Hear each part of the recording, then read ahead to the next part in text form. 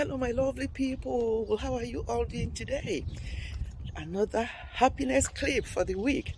I thought I'll bring something to our attention because I want to leave how I've been talking about parenting, children upbringing, relationship for the past couple of weeks, and as part of a health part of my channel, I want us to talk about health issues this week and next week. But before I leave the parenting and family relationship type of thing, something came to mind and I thought I'll bring that to our attention before we move on from here.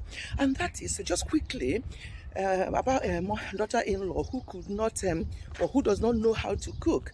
Obviously, for some reason, there may be various reasons why people don't know how to cook, because the way they were raised up, maybe they have had all maids all the time, which is not good, but it happens. So this lady's son always comes home to eat, and his mother never really asked him why, but investigated and found out that the daughter-in-law doesn't know how to cook. What did she do? She did not tell the daughter-in-law off or anything like that. All she did was to invite her over. I'm just cutting this short. Invited her over, and they cooked together.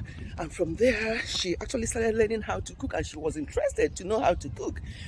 But before I even say anything more, we have to teach our sons as well. You know, people like me, I had 4 adult sons.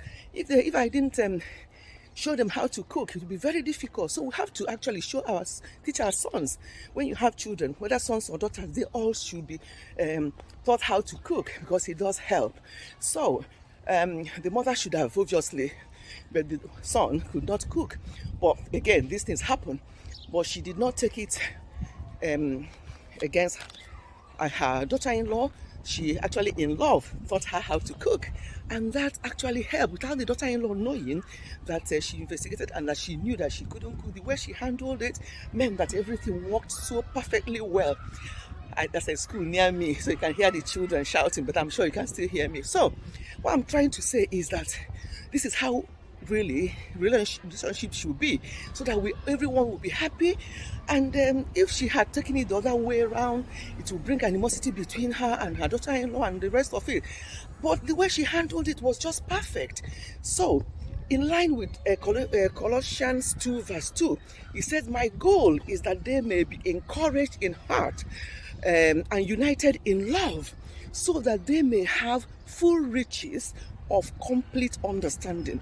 You know, full riches of complete understanding. He didn't say full riches of wealth or material things.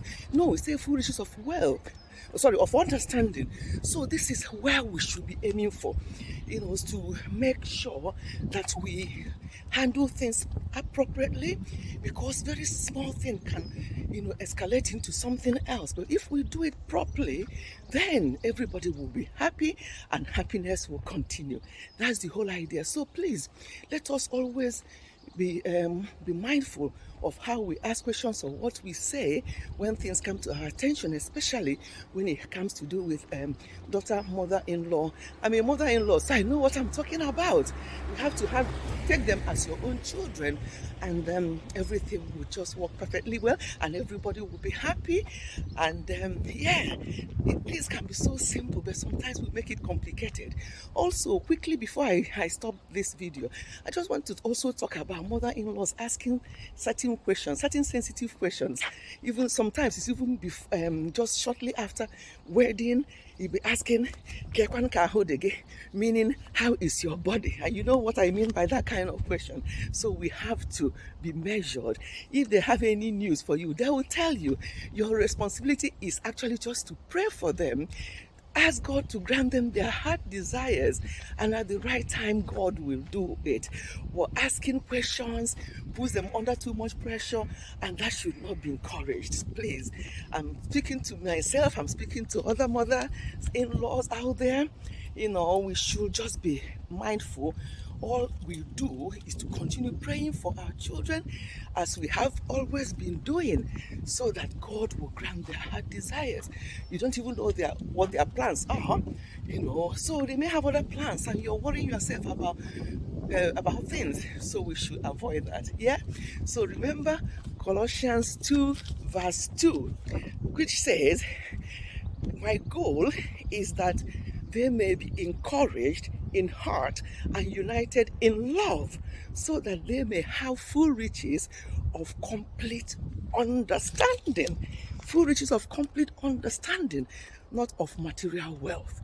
So please bear this in mind as we continue being happy, because very small thing we say or do may actually disrupt our happiness, and we don't want that.